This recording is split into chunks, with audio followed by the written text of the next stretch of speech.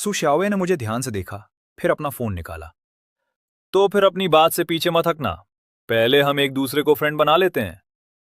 मैंने भी अपना फोन निकाला और उसे ऐड कर लिया। ठीक है, प्रॉमिस। थोड़ी देर में बस स्टॉप आ गया और इस बार सु शाओवे तुरंत नहीं उतरी। वो रुकी और मुझे अलविदा कहा। मुझे थोड़ा अचरज हुआ। खैर, वो अपने छोटे छोटे पौधे लेकर क्लास की तरफ चली गई। तभी ठीक टाइम पर शेन हाउशवान अंदर आई और मेरे बगल में बैठ गई। वो काफी एक्साइटेड लग रही थी। कल रात में ग्रुप चैट में गपशप करते करते देर तक जागती रही।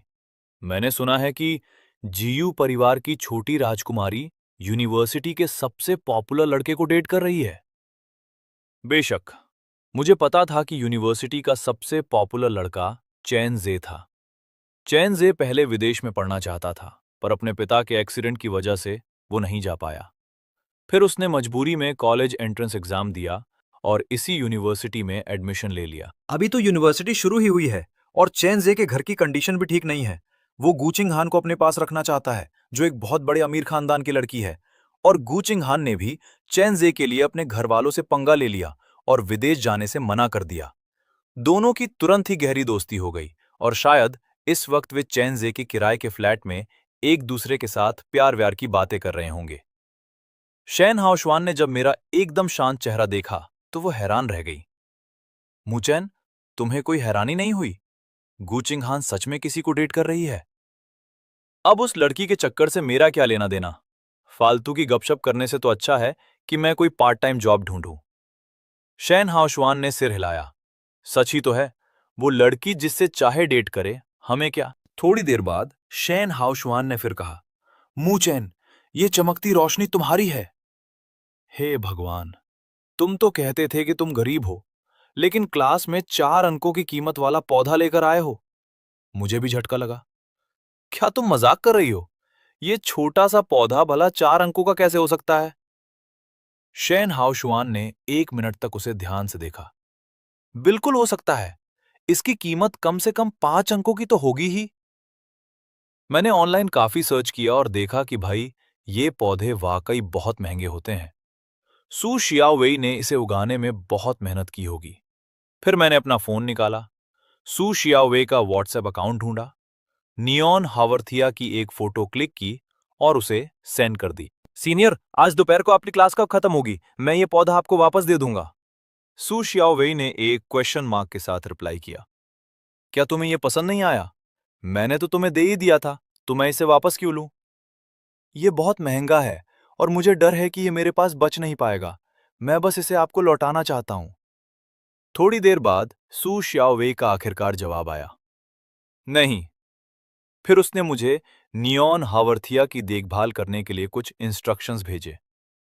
बस इन टिप्स को फॉलो करो। अगर कुछ समझ ना आए तो मुझसे दोबारा पूछ लेना। मैंने अपना फोन बंद किया और अपने सामने रखे पौधे को देखा। अब उसे देखने का मेरा नजरिया ही बदल चुका था। लेकिन बात यहीं खत्म नहीं हुई। शेन हाउशवान ने अचानक मेरे उस चमकते हुए हावरथिया पौधे को घूरते हुए कहा, हे भगवान मूचेन, ये गमला टॉयलेट जैसा क्यों दिख रहा है? मैंने अपना सीना पकड़ लिया। भाई, अब बस करो, बोलना बंद करो। उस दोपहर मेरी कोई क्लास नहीं थी, इसलिए मैं उस पौधे को किसी कीमती खजाने की तरह संभाल कर अपने कमरे में ले आया। तभी बगल वाले कमरे में रहने वाली मेरी सौतेली मां जांग लान ने खिड़की के बाहर से मुझे आवाज दी, मूचेन, मैडम गू तुमसे बात करना चाहती हैं। मैडम गू का नाम सुनते ही मुझे नेचुरली गुस्सा आ गया। हमारे साथ बिताए उन 5 सालों में जब भी गू चिंघान आसपास नहीं होती थी, तो ये मैडम गू हमेशा मेरे लिए कोई न कोई मुसीबत खड़ी कर देती थी। मेरा नया हॉस्टल तैयार होने में अभी 1 हफ्ते का टाइम था, इसलिए मुझे मजबूरी में 1 हफ्ते यहीं रुकना था। मैं मैडम गू के पास गया और एकदम तमीज से पूछा, मैडम, आप मुझसे क्या करवाना चाहती हैं? अगर मेरे बस में हुआ तो मैं मना नहीं करूंगा। चिंघान ने फिर से क्लास बंक कर दी है। आज ही काउंसलर का मेरे पास फोन आया था कि वो 2 दिनों से क्लास नहीं आ रही है, जबकि अभी तो सेमेस्टर शुरू ही हुआ है। मैडम जीयू चेहरे से बहुत दुखी लग रही थी, लेकिन मुझे रत्ती भर भी फर्क नहीं पड़ा, क्योंकि मुझे अच्छे से पता था कि स्कूल काउंसलर की इतनी हिम्मत नहीं है कि वो मैडम जीयू को फोन करके मिस जीयू के क्लास बंक करने की शिकायत करे। मलागू परिवार की छोटी राजकुमारी से पंगा लेने का दम किसमें है? वो क्लास आए या ना आए, किसे परवाह है? क्या मूचेन उसी कॉलेज में नहीं है जहां चिंगान पढ़ती है? दोनों के कुछ कोर्सेज भी तो सेम है। क्या तुम उस पर थोड़ा नजर रख सकती हो? अगर वो क्लास बंक करे तो बस मुझे एक मैसेज ड्रॉप कर देना। चलो, पहले हम एक दूसरे का कॉन्टैक्ट नंबर एक्सचेंज कर लेते हैं। मुझे अंदर ही अंदर सब समझ आ रहा था। श्रीमती गू असल में गू चिंगहान के क्लास बंक करने से परेशान नहीं थी, बल्कि वो इसलिए चिड़ी हुई थी क्योंकि वो चेन जे के साथ डेट पर जाने के लिए क्लासेस छोड़ रही थी। मेरे पिछले जन्म में भी बिल्कुल ऐसा ही हुआ था, पर तब मुझे गू चिंगहान बहुत पसंद थी, इसलिए मैंने उसकी मदद करने के लिए हां कह दिया था। तब गू चिंगहान क्या करती थी? वो पहले क्लासरूम में आती, मेरा फोटो खींचती ताकि मैं श्रीमती गू के सामने उसकी अटेंडेंस की गवाही दे सकूं, और फिर वहां से रफू चक्कर हो जाती। बाद में जब श्रीमती गू को सच पता चला तो उन्होंने अपना सारा गुस्सा मुझ पर निकाल दिया था। इस बार मैं गू चिंगहान की मदद करने के मूड में बिल्कुल नहीं था। मैं मना करने ही वाला था कि तभी जांग लान ने आगे बढ़कर मेरी पीठ थपथपा दी और खुद ही बोल पड़ी, अरे श्रीमती गू के लिए बस एक फोटो ही तो खींचनी है, इसमें कौन सा बड़ा काम है। आप बिल्कुल चिंता मत कीजिए मैडम, मुंह चैन ये काम कर देगा। हाँ हाँ, ये जरूर कर देगा। उसने अपने सस्ते से फोन से श्रीमती गू का क्यूआर कोड स्कैन किया और फिर श्रीमती गू का बिजनेस कार्ड मेरी तरफ बढ़ा दिया। मैं एकदम उखड़े हुए मूड के साथ झांगलान के पीछे पीछे बाहर आ गया। मैं कोई फोटोग्राफी नहीं करने वाला। आपने प्रॉमिस किया था, तो अब आप खुद ही संभालो। इतना कहकर मैं मुड़ा और सीधे अपने कमरे में चले गया। मैं श्रीमती गू का असली गेम समझ चुका था। चूंकि मैं पिछले कुछ समय से गू चिंगहान के करीब आने के लिए पागलों की तरह बेताब था, तो ऐसे में श्रीमती गू का शांत बैठना नामुमकिन था, और गू चिंगहान को किसी की निगरानी में रहना बिल्कुल पसंद नहीं था। इसलिए श्रीमती गू चाहती थीं कि मैं चुपके से गू चिंगहान की फोटो खींचूं। इससे होगा ये कि गू चिंगहान मुझसे नफरत करने लगेगी और वो चैन जे के करीब जाने से भी रुक जाएगी। एक तीर से दो निशाने। रात के करीब 10 बजे गू चिंगहान वापस लौटी। आते ही उसने श्रीमती गू से बहस शुरू कर दी, जो लगभग 1 घंटे तक चलती रही। आखिर में गू चिंगहान गुस्से में विला से बाहर निकली और सीधे बगल वाली छोटी बिल्डिंग में बने गैलरी की तरफ चली गई। वो मंडप ठीक मेरे कमरे की खिड़की के सामने था। अपने पिछले जन्म में मैं अक्सर चुपके से खिड़की से गू चिंगहान को देखता रहता था। गू चिंगहान खिड़की की तरफ ठंडी नजरों से देखते हुए मन ही मन गिनती कर रही थी। हर बार जब वो करीब 20 तक गिनती, तो ड्राइवर का बेटा उसे ढूंढने बाहर आ जाता। कभी उसके लिए खाना लाता, कभी छाता लाता, या बस उसका हालचाल पूछता। लेकिन इस बार अचानक एक हल्की सी आवाज के साथ वो खिड़की जिस पर उसकी नजरें टिकी थीं, धड़ाम से बंद हो गई और उसके बाद पर्दे भी गिरा दिए गए। गू चिंगहान एकदम सन्न रह गई। उसके चेहरे पर साफ दिख रहा था कि उसे अपनी आंखों पर यकीन नहीं हो रहा। वो गुस्से और सीरियस लुक के साथ खिड़की के पास आई और उसने उसे कुछ बार खटखटाया। मुझे बिल्कुल उम्मीद नहीं थी कि गू चिंगहान खिड़की खटखटाएगी, इसलिए मैं कुछ सेकंड के लिए अंदर ही सुन्न खड़ा रहा और फिर बाहर आया। मिस गू, क्या आप मुझसे मिलना चाहती थीं? गू चिंगहान ने बड़े ही अजीब और मिले जुले भाव से मेरी ओर देखा। खिड़की क्यों बंद कर रहे हो? उसने पूछा। जाहिर है अपनी प्राइवेसी के लिए। अगर कोई बाहर से सीधे घर के अंदर झांकेगा तो अच्छा थोड़ी ना लगेगा। गू चिंगहान का चेहरा एकदम ठंडा था। मेरा बदला हुआ बिहेवियर उसे हजम नहीं हो रहा था। उसे लगा कि यह पक्का उसका अटेंशन पाने का मेरा कोई नया पैंतरा है। तो फिर अब से खिड़कियां बंद ही रखना, इन्हें खोलने की जरूरत नहीं है। मैंने उसे घूर कर देखा। ये नखरेबाज लड़की सच में बहुत इरिटेटिंग थी। तभी गू चिंगहान अचानक रुकी और पीछे मुड़ी। क्या मेरी मां ने तुम्हें क्लास में मेरी तस्वीरें खींचने के लिए कहा है? मैं थोड़ा चौंक गया। तुम्हें कैसे पता चला? खैर, तुम टेंशन मत लो, मैं तुम्हारी चुपके से कोई फोटो नहीं खींचने वाला। मैंने ऐसा कभी नहीं किया है और ना कभी करूंगा। गू चिंगहान के मुंह से एक ठंडी सी आवाज निकली और उसकी आंखों में एक हल्की सी चमक आई। कुछ सेकंड बाद वो बोली, तुम चाहो तो फोटो खींच सकते हो। जब मां ने कहा है तो खींच लो। वैसे भी अब से मैं क्लासेस बंक नहीं करने वाली। इतना कहकर वो आंगन से जाने के लिए मुड़ी। दरअसल उसे याद था कि पिछले जन्म में गू की मां को खुश करने के चक्कर में मुझे कितनी बुरी डांट पड़ी थी। वो नहीं चाहती थी कि इस बार भी मुझे वैसी डांट खानी पड़े। लेकिन तभी मैंने अचानक उसे आवाज दे दिया, 1 मिनट रुको। गू चिंगहान रुक गई। उसके चेहरे पर एक ऐसी स्माइल थी जैसे उसे पहले से पता हो कि मैं उसे रोकूंगा। आखिर वो जानती थी कि मैं उसे कितना पसंद करता था। उसने थोड़े एटीट्यूड में पूछा, अब क्या? तभी उसने देखा कि मैं अपने फोन का कैमरा उसकी तरफ करके बकायदा एक वीडियो रिकॉर्ड कर रहा हूं। मैंने सपने में भी नहीं सोचा था कि गू किंगहैन इस बात पर इतनी भड़क जाएगी कि उसे रात भर नींद ही नहीं आएगी। अगले दिन गू किंगहैन को अपनी सुबह की क्लास के लिए निकलना था। कार में बैठते ही उसने हमेशा की तरह अपनी बाईं तरफ देखा, लेकिन मैं, जो हर बार सीधे साधे लड़के की तरह वहां उसका इंतजार करता था, वहां था ही नहीं। थोड़ी देर बाद उसकी कार मेरे पास से गुजरी। गू किंगहैन की नजर सीधे मेरे हाथ में पकड़े दूध पर पड़ी। मुझे सुबह सुबह दूध पीना बहुत पसंद है। रोज सुबह मैं 2 बोतल दूध गर्म पानी में डालता हूं और कार में ही पी लेता हूं। गू किंगहैन ने भी बहुत दिनों से वैसा दूध नहीं पिया था। उसने 2 सेकंड तक मेरी तरफ देखा और अचानक ड्राइवर से बोली, कार रोको। फिर उसने मुझे अंदर बैठने का इशारा किया।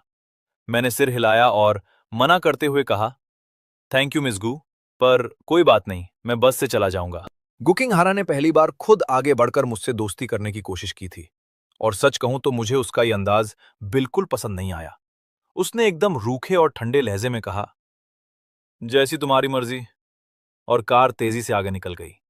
खैर, मैं टाइम पर बस स्टॉप पहुंच गया और मुझे बस मिल गई। किस्मत देखो, सू शियाओवेई सच में उसी बस में थी। मैं एकदम खुश हो गया और दौड़कर उसके पास गया। Good morning senior. Su Xiaowei ने हड़बड़ी में अपना फोन छुपाकर रख दिया।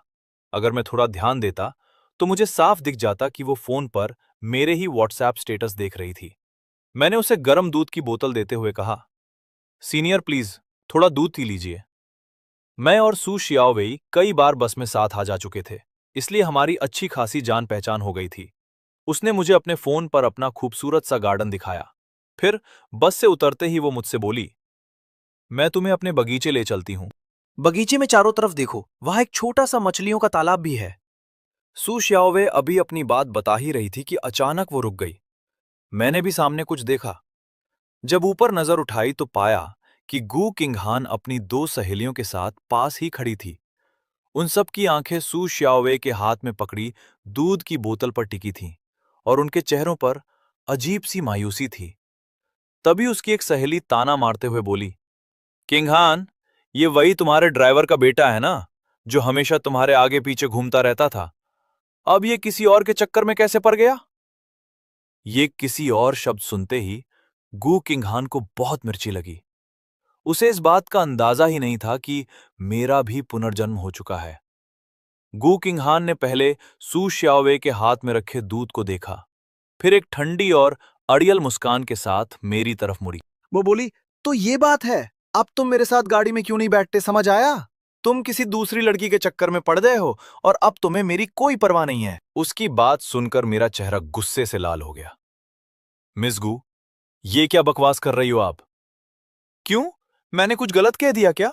जब तुम पहली बार हमारे गू परिवार में आए थे, तो क्या तुम हर सुबह गाड़ी में बैठकर मेरा इंतजार नहीं करते थे? तुम ही तो मुझे ये दूध लाकर देते थे। फिर अब किसी और को क्यों दे रहे हो? अतीत की उन बातों को याद करके मेरा मूड बिल्कुल खराब हो गया। मुझे सच में पछतावा हो रहा था कि मैंने कभी गू किंगहान को पसंद क्यों किया था। मुझे समझ नहीं आ रहा था कि आज इसका दिमाग खराब हो गया है क्या? गू किंगहान ने सू शियाओवे को ऊपर से नीचे तक घूरते हुए कहा, शायद तुम्हें पता नहीं होगा, पर यह मेरे ड्राइवर का बेटा है। ये सुनकर मुझे बहुत शर्मिंदगी महसूस हुई। मैंने कहा, आई एम सॉरी सीनियर सू। तभी सू श्याओवे ने आगे बढ़कर बड़े प्यार से मेरे बालों को सहलाया और बोली, तुम्हें माफी मांगने की कोई जरूरत नहीं है।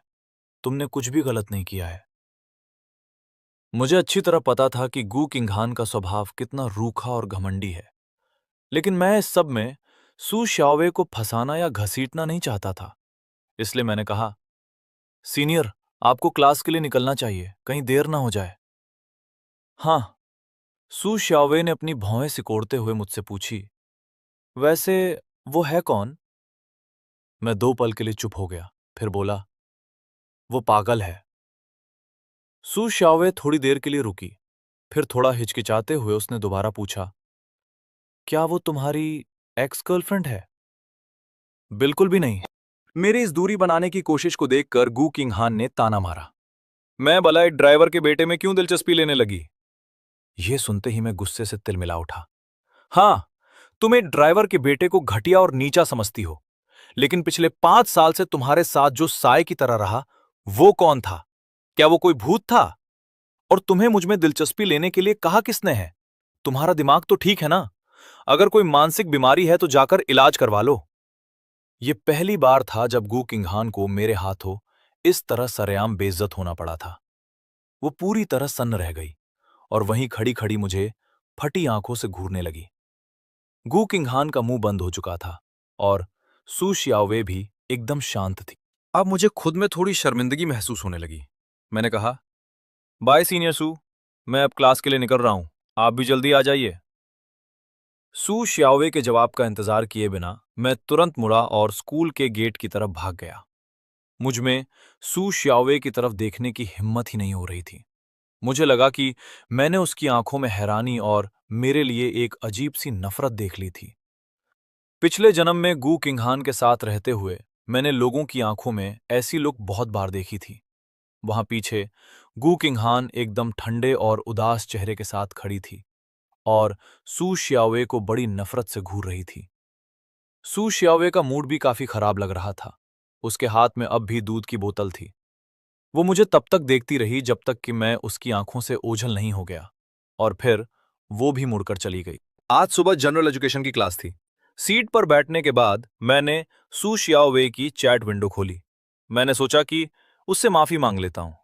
मैं बहुत देर तक हिचकिचाता रहा, मैसेज टाइप करता और फिर डिलीट कर देता, लेकिन आखिर में मैं एक शब्द भी नहीं भेज पाया, क्योंकि मुझे समझ ही नहीं आ रहा था कि क्या कहना सही रहेगा।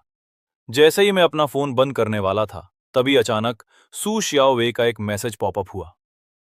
मुझे थोड़ी देर बाद समझ आया कि मैं पिछले लगभग 10 मिनट से लगातार टाइपिंग किए जा रहा था, पर मैंने एक शब्द भी नहीं भेजा था। सामने वाले को टाइपिंग लिखा हुआ दिख रहा होगा, ये बात शायद सू शियाओवे को पता चल गई थी। ये सोचकर ही मैं शर्म से पानी पानी हो गया। मैंने झटपट मैसेज भेजा, सीनियर, जो कुछ भी हुआ उसके लिए मुझे बहुत दुख है। उम्मीद है आप मेरी बात का बुरा नहीं मानेंगे। उधर से तुरंत जवाब आया, मैंने पहले ही कहा था ना कि इसमें तुम्हारी कोई गलती नहीं थी, इसलिए तुम्हें माफी मांगने की कोई जरूरत नहीं है। ये पढ़कर मेरी आंखें थोड़ी भर आईं। गू किंगहान के मुकाबले सीनियर सू का नेचर सचमुच बहुत ज्यादा अच्छा था। पर फिर मेरे मन में डर आया कि कहीं सू शियाओवे ने गू किंगहान के ताने का गलत मतलब तो नहीं निकाल लिया। कहीं उन्हें ऐसा तो नहीं लगा कि मैं हर जगह लड़कियों से फ्लर्ट करने वाला आवारा लड़का हूं। मैं अभी सोच ही रहा था कि तभी कोई मेरी डेस्क से जोर से टकराया। मैंने ऊपर देखा तो गू किंगहान एकदम रूखा और कड़क चेहरा बनाए मेरे पास से गुजरी और जाकर पीछे की सीट पर बैठ गई। गू किंगहान आज क्लास में आई थी, पर क्या वो चेंजे से मिलने नहीं जा रही थी? इसका मतलब उसने कल रात जो कहा था वो सच था। कुछ पलों के सन्नाटे के बाद मैंने तुरंत अपना फोन निकाला। गू किंगहान के बैठते ही मैंने चुपके से उसकी एक फोटो खींची और फौरन मिसेस गू को सेंड कर दी। मिसेस गू ने मुझसे कहा था कि मैं उसकी तस्वीरें खींचकर निगरानी के लिए उन्हें भेज दिया करूं, तो मैंने बस अपनी ड्यूटी पूरी की। जितनी कम मुसीबत हो उतना अच्छा। गू किंगहान अभी बैठी ही थी कि उसकी सहेली तांग शियाओरान ने उससे फुसफुसाकर कहा, किंगहान, मू चेन ने अभी अभी अपने फोन से तुम्हारी फोटो खींची है। ये सुनकर गू किंगहान का चेहरा थोड़ा सा खिल गया। उसे लगा मैं अब भी उस पर मरता हूं। उसने घमंड में कहा, मुझे पता है, मैं अंधी नहीं हूं। अगले 2 दिनों तक जब भी मैं गू किंगहान के साथ क्लास में होता, मैं मिसेस गू के दिए काम को निपटाने के लिए बस यूं ही उसकी एक फोटो खींच लेता। धीरे धीरे मुझे गू किंगहान की हरकतों पर हंसी आने लगी और उसकी छुपकर तस्वीरें खींचना मेरे लिए एक रूटीन सा बन गया। यूनिवर्सिटी के गॉसिप ग्रुप में अफवाहें आग की तरह फैलने। शेन हाउक्सवान ने मुझे ग्रुप चैट खोलकर उन अफवाहों का पूरा ब्यौरा दिखाया। उसमें लिखा था कि मैं गू किंगहान पर पागलों की तरह मरता हूं, न सिर्फ उसका पीछा करता हूं, बल्कि उस पर चौबीसों घंटे नजर रखता हूं। यहां तक कि क्लास में और क्लास के बाद भी उसकी तस्वीरें लेता हूं और दूर दूर तक पीछा करके अलग अलग क्लासरूम में छुप छुप कर उसकी फोटो खींचता हूं। ये सब देखकर मैं तो एकदम अवाक रह गया। शेन हाउक्सवान ने कहा कि पिछले कुछ दिनों से लोग कैंपस में मुझे अजीब नजरों से ताक रहे थे और अब जाकर उसे समझ आया कि ये सब इसी बकवास अफवाह की वजह से था। असल में बात इतनी बड़ी थी ही नहीं जितना लोग नमक मिर्च लगाकर कह रहे थे। कोई जानबूझकर इस बात का इस्तेमाल मुझे बदनाम करने के लिए कर रहा था और सबने मुझे गलत समझ लिया था। सच्चाई तो ये थी कि ये लड़की आए दिन क्लास बंक करती रहती थी। इसलिए खुद मिसेस गू ने मुझसे कहा था कि मैं उस पर नजर रखूं और रोज क्लास में उसकी फोटो खींचकर उन्हें भेज दिया करूं। जब शैन हाउक्सवान ने यह असली बात सुनी तो वो दंग रह गया। उसने अपना सिर पकड़ लिया और बोला, भाई, ऐसी मां तो वाकई डरावनी है। फिर तो गू किंग हान का स्वभाव इतना विद्रोही और चिड़चिड़ा होना कोई हैरानी की बात नहीं है। पर मूचेन, क्या तुम इस बारे में किसी को कुछ समझाओगे नहीं? ये सब लोग बड़ी गलतफहमी में हैं और ग्रुप में तुम्हारे बारे में बहुत घटिया बातें बोल रहे हैं। मैंने बस शांत रहकर अपना सिर हिला दिया, क्योंकि मुझे अच्छे से पता था कि गू किंग हान को बीच में घसीटने वाली ये अफवाहें ज्यादा दिनों तक टिकने वाली नहीं हैं।